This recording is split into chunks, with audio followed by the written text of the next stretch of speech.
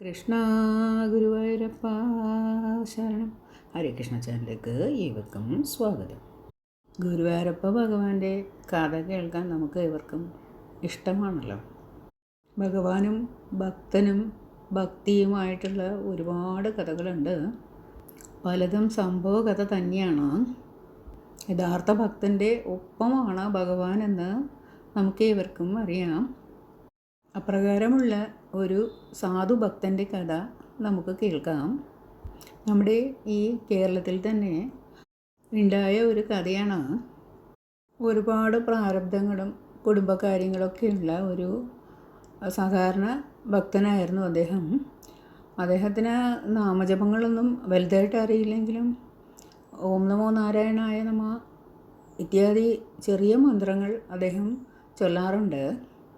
നമ്മുടെ ഗുരുവായൂരപ്പ ഭഗവാന്റെ ഒരു ഭക്തനായിരുന്നു അദ്ദേഹം.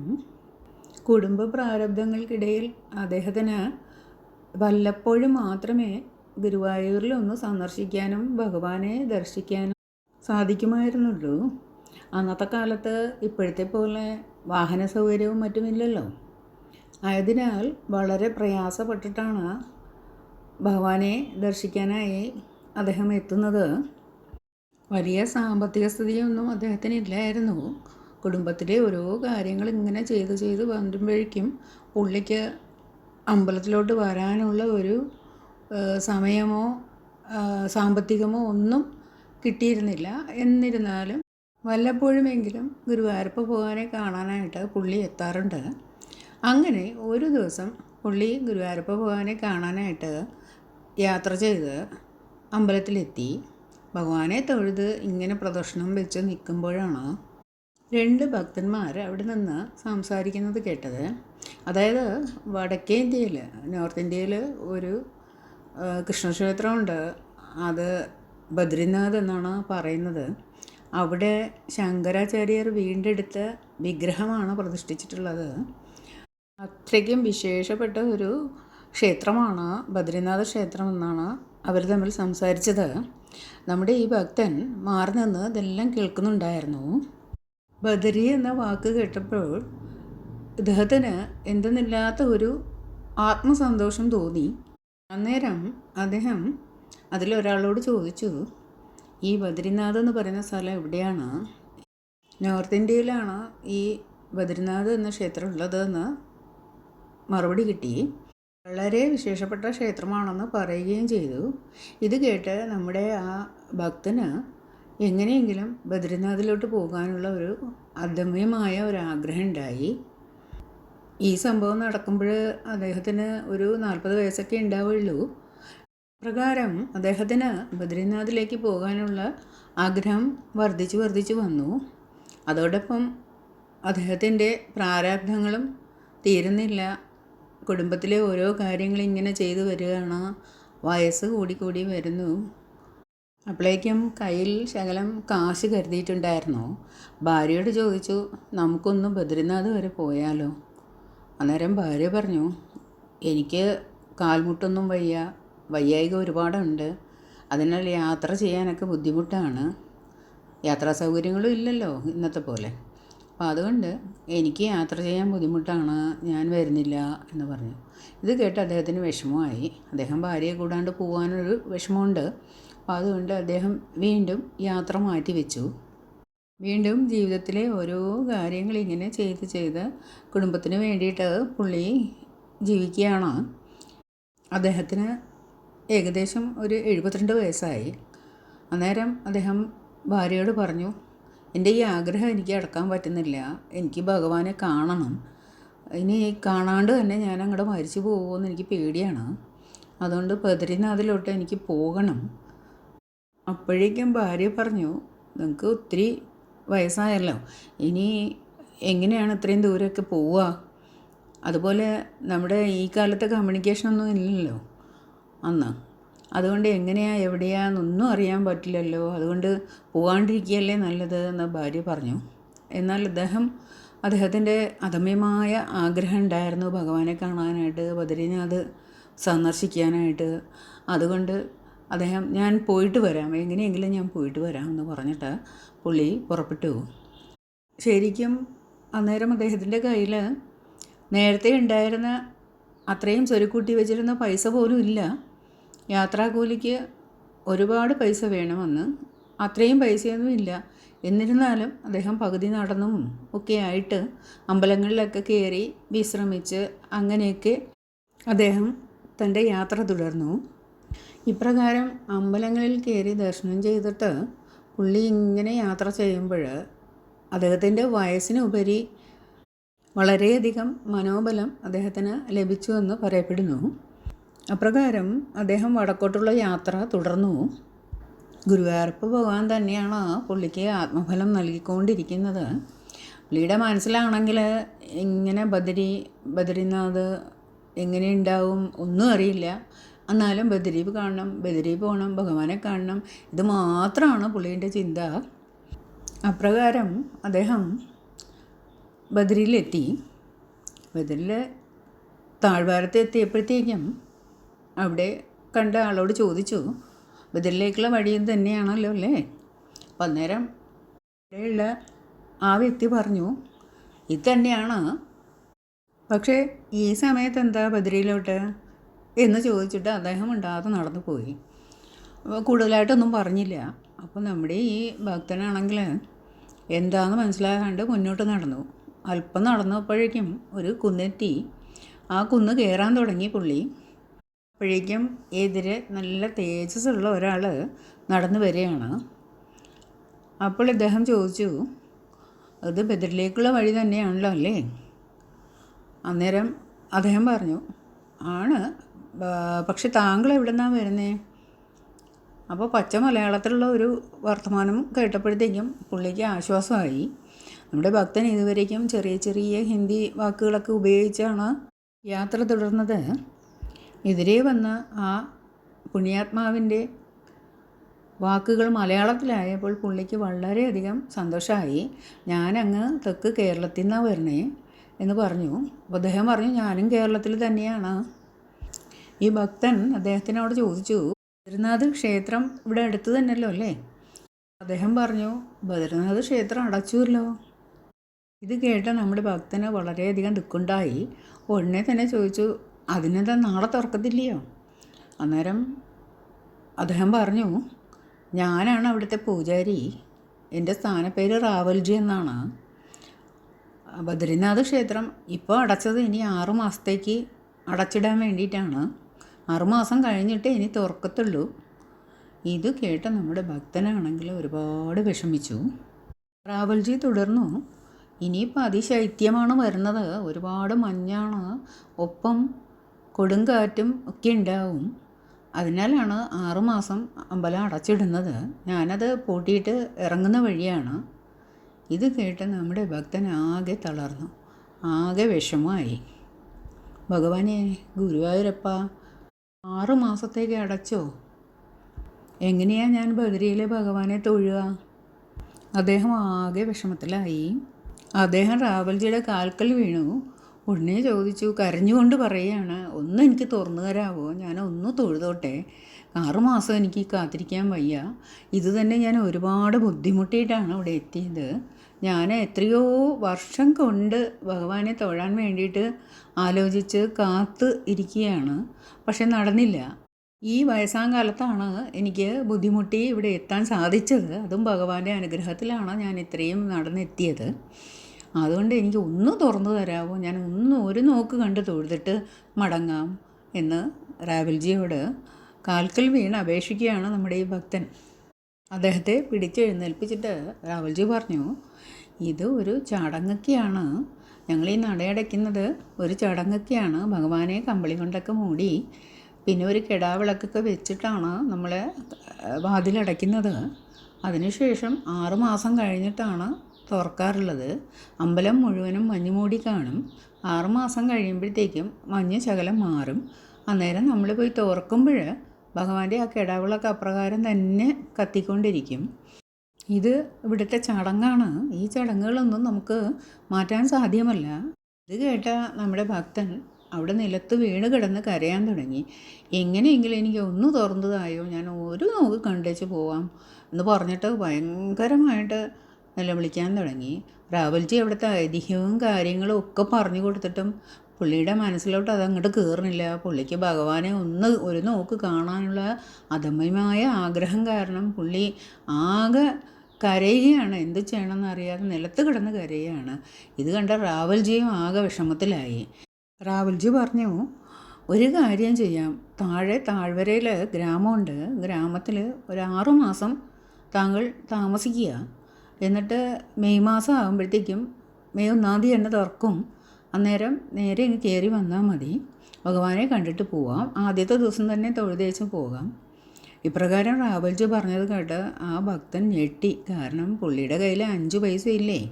ഇത് തന്നെ ആകെ സ്വരുക്കൂട്ടി വെച്ച ശകലം പൈസ കൊണ്ടാണ് ഇത്ര ദൂരം, പകുതി ദൂരം നടന്നു നോക്കിയാണ് എത്തിയത്. എന്നിരുന്നാലും ഭഗവാന്റെ അടുത്ത് എത്തിയതിൻ്റെ ഭയങ്കരമായ സന്തോഷത്തിലായിരുന്നു അദ്ദേഹം. പക്ഷേ എന്ത് ചെയ്യാനാ, നടയടച്ചു പോയില്ലേ. 6 മാസം കഴിഞ്ഞ് വരികയാണെങ്കിൽ ആദ്യം തന്നെ നിങ്ങളെ തൊഴിയിക്കാമെന്ന് റാവൽജി വാക്ക് കൊടുത്തു. പക്ഷേ ഇതൊന്നും നമ്മുടെ ഭക്തൻ്റെ ചെവിയിലോട്ട് കയറുന്നില്ല. പുള്ളി ആകെ വിഷമത്തിലാണ്. ഇനി എന്ത് ചെയ്യണം എന്നറിയാതെ പുള്ളി വിഷമത്തിലാണ്. അപ്പോഴത്തേക്ക് റാവൽജി പറഞ്ഞു, ഇനിയിപ്പോൾ മഞ്ഞ് വീഴാൻ തുടങ്ങും, പിന്നെ വന്യമൃഗങ്ങളൊക്കെ ഇറങ്ങും, അതുകൊണ്ട് പെട്ടെന്ന് തന്നെ താഴ്വരയിലോട്ട് നടന്നുകൊള്ളുക എന്ന് പറഞ്ഞിട്ട് റാവൽജി താഴോട്ട് നടക്കാൻ തുടങ്ങി. റാവൽജി പോയി കഴിഞ്ഞപ്പോൾ നമ്മുടെ ഭക്തൻ എണീറ്റ് നേരെ ഒരു നടത്തമാണ്.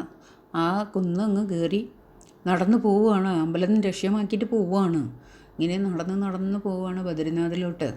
ഏകദേശം കുറേ ദൂരം എത്തിയപ്പോഴത്തേക്കും നല്ലൊരു മഞ്ഞ് വീഴ്ചയായി. ഒന്നും ചെയ്യാൻ പറ്റില്ല. പുള്ളിയുടെ കയ്യിൽ കമ്പിളി പോലത്തെ വസ്ത്രങ്ങളൊന്നുമില്ല. ആകെ പ്രശ്നമാണ്. പുള്ളി താഴെ കുഴഞ്ഞു വീഴുകയാണ് ചെയ്തത്. അന്നേരം അപ്രകാരം ബോധശൂന്യനായി ആ ഭക്തൻ താഴെ വീണ് കിടക്കുകയാണ് ആ മഞ്ഞിൽ. രാത്രിയിൽ എപ്പോഴോ ഒരു ചെറിയൊരു മണിയടിയുടെ ശബ്ദം കേട്ടു. ആ ദൂരേന്നുള്ള മണിയടി ശബ്ദം കേട്ടിട്ട് ഈ ഭക്തൻ കണ്ണ് തുറന്നപ്പോൾ മനസ്സിലായി മുഖത്ത് വെള്ളം തെളിച്ചിരിക്കുകയാണ്. കണ്ണ് തുറന്ന് നേരെ നോക്കിയപ്പോൾ ഒരു 9 വയസ്സ് പ്രായമുള്ള ഒരു ബാലൻ നിൽപ്പുണ്ട്. ബാലൻ്റെ അടുത്തായിട്ട് കുറേ പശുക്കളുണ്ട്. ബാലൻ്റെ കയ്യിൽ ഒരു വടിയുമുണ്ട്. അദ്ദേഹം കണ്ണു തുറന്നപ്പോൾ ആ ബാലൻ സാഗൂതം അദ്ദേഹത്തെ നോക്കി നിൽക്കുകയാണ്. അദ്ദേഹം കണ്ണു തുറന്നപ്പോൾ ആ ബാലൻ ചോദിച്ചു, താങ്കൾ ആരാണ്? എവിടുന്നാണ് വരുന്നത്? ചുറ്റും കണ്ടായിരുന്നോ എന്തുമാത്രം മഞ്ഞാണ് ഉള്ളത്? മഞ്ഞ് വീഴ്ച തുടങ്ങിയല്ലോ. ഈ സമയത്ത് താങ്കൾ എങ്ങനെയാണ് ഇവിടെ എത്തിയത് എന്ന പ്രകാരം ആ ബാലൻ ചോദിച്ചു. അപ്പോഴേക്കും നമ്മുടെ ഭക്തൻ പറഞ്ഞു, ഞാൻ ബദരി ഭഗവാനെ തൊഴാൻ വേണ്ടിയിട്ട് വരികയാണ്. അങ്ങനെ വന്ന കഥയൊക്കെ ആ ബാലനോട് പറഞ്ഞ് കേൾപ്പിച്ചു. ശരിക്കും ആ ബാലൻ മലയാളത്തിലാണ് ചോദിച്ചത്. അതുപോലും നമ്മുടെ ആ ഭക്തൻ ശ്രദ്ധിച്ചില്ല. ബാലൻ പറഞ്ഞു, അതൊക്കെ ശരി തന്നെ, പക്ഷെ നമ്മളിപ്പോൾ ഈ മഞ്ഞിൽ നിന്ന് മാറുക എന്നുള്ളതാണ് ഇപ്പോൾ ചെയ്യേണ്ടത്.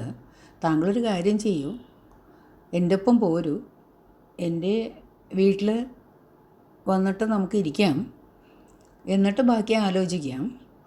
6 മാസത്തെ കാര്യമല്ലേ, നമുക്ക് അപ്പോഴേക്കും ആലോചിക്കാം എന്ന് പറഞ്ഞിട്ട് അദ്ദേഹത്തെയും കൊണ്ട് ഈ ബാലൻ നടന്ന് ഒരു ഗുഹയിലെത്തി.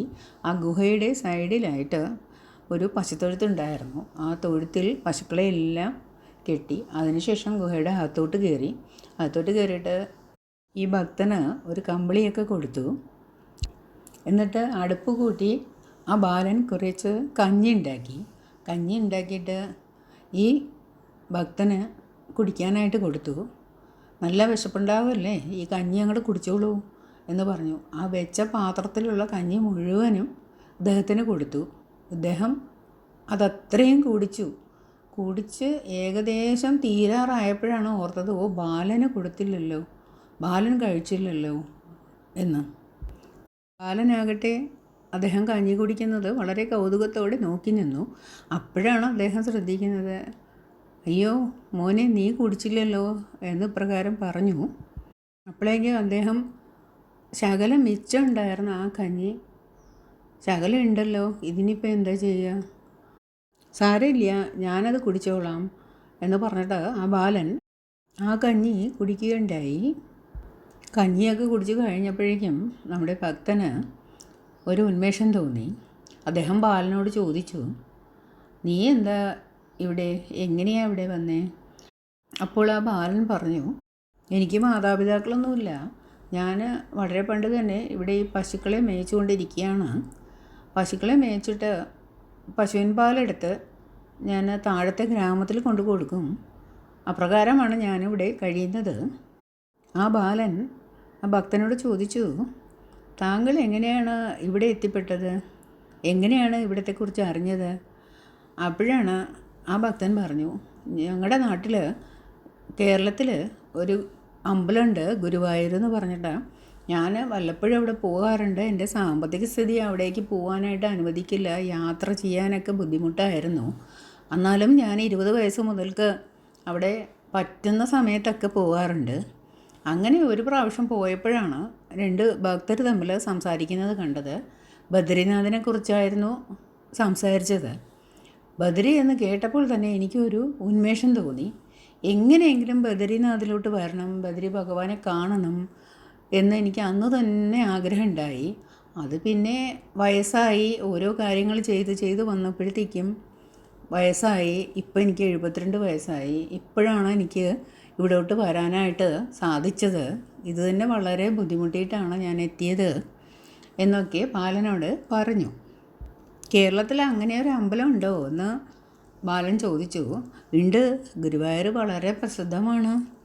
ആ അമ്പലത്തിലെ പ്രതിഷ്ഠയെക്കുറിച്ചൊക്കെ ആ ബാലനോട് അദ്ദേഹം പറഞ്ഞു. അങ്ങേക്ക് നല്ല അറിവാണല്ലോ എന്നിപ്രകാരം ബാലൻ പറയുകയുണ്ടായി. അപ്പോഴേക്കും നമ്മുടെ ഭക്തൻ പറഞ്ഞു, ഇതൊക്കെ എൻ്റെ അറിവല്ല, അതിൽ ഭഗവാന്റെ അനുഗ്രഹം കൊണ്ട് എനിക്ക് പറയാൻ പറ്റുന്നതാണ്. എല്ലാം തന്നെ ഭഗവാനാണല്ലോ എന്നിപ്രകാരം നമ്മുടെ ഭക്തൻ പറഞ്ഞു. ആ ബാലന് ഗുരുവായൂരപ്പ ഭഗവാന്റെ കുറേ കഥകൾ അദ്ദേഹം പറഞ്ഞു കൊടുത്തു. ബാലൻ അതെല്ലാം ശ്രദ്ധയോടെ കേൾക്കുകയുണ്ടായി. കുറേ നേരം കഴിഞ്ഞപ്പോഴേക്കും ബാലൻ പറഞ്ഞു, ഇപ്പം തന്നെ ഒരുപാട് നേരമായി, താങ്കൾ ഒന്ന് കിടന്നുറങ്ങിക്കോളൂ, അപ്പോഴേക്കും നേരം വെളുക്കും, ഞാൻ ഇവിടെ തന്നെ ഉണ്ടാകും എന്ന് പറഞ്ഞു. അദ്ദേഹം കിടന്ന ഉടനെ ബാലൻ ഗുഹാമുഖത്തേക്ക് പോയി. അവിടെ ഇരുന്നിട്ട് ഒരു ചെറിയ മുരളി എടുത്തു. അങ്ങനെ ആ ചെറിയ മുരളി ഊതുകയാണ് നമ്മുടെ ഈ ബാലൻ. ഈ മധുരമായ സംഗീതം കേട്ടിട്ട് ജീവിതത്തിൽ ഒരിക്കലും ഉറങ്ങാത്തത്ര സുഖമായിട്ട് നമ്മുടെ ഭക്തൻ ഉറങ്ങി. എത്ര നേരം ഉറങ്ങിയെന്ന് ആ ഭക്തന് തന്നെ അറിയില്ല. അപ്പോഴേക്കും നമ്മുടെ ബാലൻ വന്നിട്ട് വിളിക്കുകയാണ്, എണീക്കൂ എണീക്കൂ. ഇങ്ങനെ വിളിക്കുമ്പോഴത്തേക്കും ഭക്തൻ എണീറ്റിട്ട് ചോദിക്കുകയാണ്, നേരം വെളുത്തുവോ? അപ്പോഴത്തേക്കും ബാലൻ പറഞ്ഞു, നേരം വെളുത്തിട്ടില്ല, ഇനിയും നാഴികയുണ്ട്. എന്നാലും ഒരു പ്രത്യേക കാര്യം പറയാനാണ് ഞാൻ വിളിച്ചേ. താങ്കൾ ഉറങ്ങിയതിന് ശേഷം എനിക്ക് അത്രയ്ക്ക് ഉറക്കം വന്നില്ല. അതുകൊണ്ട് ഞാൻ ഇങ്ങനെ താഴ്വാരത്തിലോട്ട് പോയി നോക്കുമായിരുന്നു. അപ്പോഴേക്കും റാവൽജി പറഞ്ഞു വിട്ടിട്ട് ഒരാൾ ഇങ്ങനെ അന്വേഷിച്ച് വരികയാണ് താങ്കളെ. പറഞ്ഞിട്ട് കേൾക്കാണ്ട് ഒരു ഭക്തൻ അങ്ങോട്ട് കയറിപ്പോയിട്ടുണ്ട്. അവിടെ കുന്നിൽ നല്ല മഞ്ഞ് വീഴ്ചയാണ്. അപ്പോൾ അതുകൊണ്ട് അദ്ദേഹത്തിന് എന്തെങ്കിലും പറ്റിക്കാണും. അതൊന്നും പറ്റാണ്ടിരിക്കാനൊന്ന് പെട്ടെന്ന് പോയി നോക്കിയിട്ട് വരുമെന്ന് പറഞ്ഞിട്ട് റാവൽജി പറഞ്ഞു വിട്ട ഒരാളെ ഞാൻ വഴിയിൽ കണ്ടായിരുന്നു. പിന്നെ അദ്ദേഹം പറഞ്ഞു, നാളെ അങ്ങയ്ക്ക് വേണ്ടി മാത്രം 1 മണിക്കൂർ നേരത്തേക്ക് ബദ്രിനാഥ് ക്ഷേത്രം തുറക്കുന്നുണ്ട്. അതുകൊണ്ട് പെട്ടെന്ന് അങ്ങ് ചെന്നോളൂ. അദ്ദേഹം ഇങ്ങനെയാണ് പറഞ്ഞത്. അപ്പോഴത്തേക്കും അവിടെ ചെല്ലുമ്പോഴത്തേക്കും ആ സമയമാകും. പെട്ടെന്ന് ചെന്നോളൂ എന്ന് പറഞ്ഞിട്ട് ബാലൻ അദ്ദേഹത്തെ എണീപ്പിച്ചു. അത് കഴിഞ്ഞാൽ വീണ്ടും അടയ്ക്കും. അദ്ദേഹത്തിന് വേണ്ടി മാത്രമായിട്ടാണ് ആ 1 മണിക്കൂർ തുറക്കുന്നതെന്ന് പറഞ്ഞു. ഇത് കേട്ട ഉടനെ ചാടി എഴുന്നേറ്റ് നമ്മുടെ ആ ഭക്തൻ ഓടാനായിട്ട് തുടങ്ങി. അന്നേരം ബാലൻ പറഞ്ഞു, ജലം കൊണ്ട് ശുദ്ധിയെങ്കിലും ചെയ്തിട്ട് പോകൂ. അങ്ങനെ ബാലൻ്റെ കയ്യിൽ നിന്ന് ഒരു പാത്രം ജലം വാങ്ങിച്ച് ശുദ്ധി ചെയ്തിട്ട് പുള്ളി ബദറിലോട്ട് ഓടുകയാണ് ചെയ്തത്. ബാലനോട് ശരിക്കൊരു യാത്ര പോലും പറയാണ്ടാണ് ഓടിയത് ഭഗവാനെ കാണാനായിട്ടേ. അങ്ങനെ ഓടി നരനാരായണനായ ബദരീനാഥ് നാരായണൻ്റെ ക്ഷേത്രത്തിലേക്ക് അദ്ദേഹം എത്തിച്ചേർന്നു. കണ്ണീരൊലിപ്പിച്ചുകൊണ്ട് പടികൾ ഓടിക്കയറി അമ്പലത്തിനകത്തോട്ട് കയറി.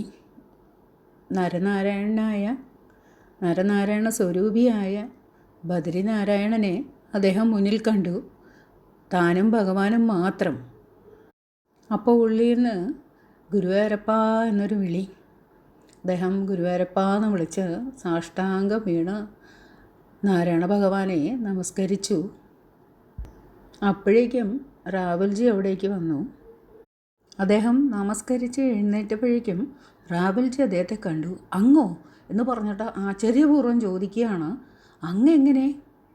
അപ്പോഴേക്കും നമ്മുടെ ഭക്തൻ പറഞ്ഞു, വളരെയധികം നന്ദിയുണ്ട് കേട്ടോ, എനിക്ക് വേണ്ടിയിട്ട് 1 മണിക്കൂർ നട തുറന്നുവല്ലോ, അങ്ങ് നട തുറക്കുന്നു എന്ന് ആളെ പറഞ്ഞു വിടുകയും ചെയ്തുവല്ലോ, വളരെയധികം നന്ദിയുണ്ട്. ഇനി വേണമെങ്കിൽ അങ്ങ് അടച്ചോളൂ, എനിക്ക് വേണ്ടിയിട്ട് ഇത്രയൊക്കെ അങ്ങ് ചെയ്തുവല്ലോ. റാവൽജി വീണ്ടും ആശ്ചര്യത്തോടെ ചോദിച്ചു, അങ്ങേക്ക് വേണ്ടി ഞാൻ നട തുറന്നു വന്നോ? അന്ന് അങ്ങയെ കണ്ടതിന് ശേഷം അങ്ങ് നാട്ടിലോട്ട് പോയില്ലേ? താഴ്വാരത്തോട്ട് പോയിട്ട് താമസിക്കുകയായിരുന്നോ? എന്തുമായിരുന്നു? ഇത് കേട്ട ഭക്തൻ പറഞ്ഞു, ഞാനൊരു ഗുഹയിലായിരുന്നു താമസിച്ചത്. ഗുഹയിലോ? ഗുഹയിൽ 6 മാസക്കാലം താങ്കൾ താമസിച്ചോ? 6 മാസം കഴിഞ്ഞിട്ട് ഇന്നാണോ ബദരി തുറന്നിരിക്കുന്നത്? ഇപ്രകാരം റാവൽജി പറഞ്ഞത് കേട്ടിട്ട് നമ്മുടെ ഭക്തൻ ആശ്ചര്യത്തോടെ കണ്ണുനീരോടെ നിൽക്കുകയാണ്. ഉടനെ റാവൽജി ചോദിച്ചു, ഈ 6 മാസക്കാലം ഇത്രയും മഞ്ഞ് വീണ സ്ഥലത്ത് ഗുഹയ്ക്കകത്ത് താമസിച്ചു എന്നോ? ആശ്ചര്യമാണല്ലോ. ഇത് കേട്ട് ഭക്തന് ഒന്നുമേ മനസ്സിലായില്ല. ഞാൻ ഇന്നലെയല്ലേ താങ്കളെ കണ്ടത്? അദ്ദേഹം പറയുകയാണ്, ഞാനവിടെ തൊഴാൻ പറ്റാത്ത സങ്കടത്തിൽ കരഞ്ഞ് ബോധം കെട്ട് കിടക്കുമ്പോഴത്തേക്കും ഒരു ബാലൻ വന്നിട്ട് എന്നെ എടുത്തൊരു ഗുഹയിലോട്ട് കൊണ്ടുപോയി. അവിടെയാണ് ഞാൻ ഇന്നലെ ഉറങ്ങിയത്. ആ ബാലനാ പറഞ്ഞത്, ഇന്ന് രാവിലെ എന്നെ എണീപ്പിച്ചിട്ട് പറഞ്ഞു, ഇങ്ങനെ 1 മണിക്കൂറത്തേക്ക് എനിക്ക് വേണ്ടിയിട്ട് നട തുറന്നിട്ടുണ്ട്, റാവൽജിയുടെ ആൾ വന്നിട്ട് പറഞ്ഞിട്ടുണ്ട്. അത് കേട്ടിട്ടാണ് ഞാനിങ്ങോട്ട് വന്നേ. റാവൽജിക്ക് വീണ്ടും അതിശയമായി.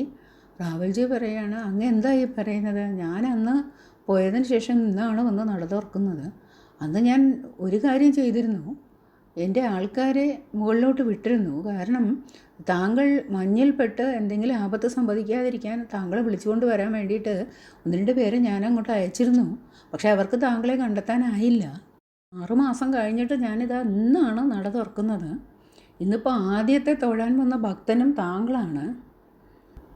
എന്നിട്ട് റാവൽജി പറഞ്ഞു, എന്താണ് സംഭവിച്ചതെന്ന് എന്നോടൊന്ന് വിശദമായിട്ട് പറയാനാകുമോ? അപ്പോഴേക്കും ഭക്തൻ പറയാൻ തുടങ്ങി. തലേന്ന് തൊഴാൻ പറ്റാത്ത സങ്കടത്തിൽ കരഞ്ഞ് താഴെ വീണ് കിടക്കുന്ന തൻ്റെ അടുത്ത് ഒരു ബാലൻ വരികയും ബാലൻ തന്നെ എണീപ്പിച്ച് ഒരു ഗുഹയിലോട്ട് കൊണ്ടു ചെല്ലുകയും ചൂടായിട്ട് കഞ്ഞി ഉണ്ടാക്കി കൊടുക്കുകയും ഒക്കെ ചെയ്ത കാര്യങ്ങൾ അദ്ദേഹം റാവൽജിയോട് പറഞ്ഞുകൊണ്ടിരുന്നു. പറയപ്പറേ അദ്ദേഹത്തിന് എന്താണെന്നറിയില്ല, കണ്ണ് ഇങ്ങനെ നിറഞ്ഞൊഴുകുകയാണ്. ഭക്തിയുടെ പാരമ്യത്തിലെത്തി അദ്ദേഹം.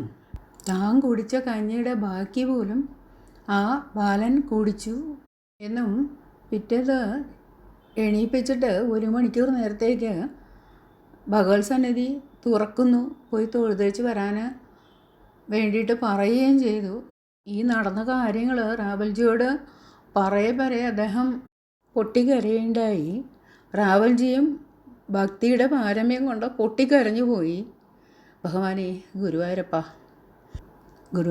ഭഗവാന് തന്നെ ഭഗവാന്റെ കഥകൾ പറഞ്ഞു കൊടുക്കാനുള്ള ഒരു സന്ദർഭം ഭഗവാൻ തന്നെ ആ ഭക്തനെ ഉണ്ടാക്കി എന്നുള്ളത് ഓർത്തപ്പോൾ റാവൽജിയുടെ കണ്ണുകൾ നിറഞ്ഞൊഴുകുകയുണ്ടായത്. തൻ്റെ ഭക്തന്മാരുടെ ഒപ്പം ഭഗവാൻ എപ്പോഴും ഉണ്ടാകും എന്നുള്ളത് തീർച്ചയാണ്.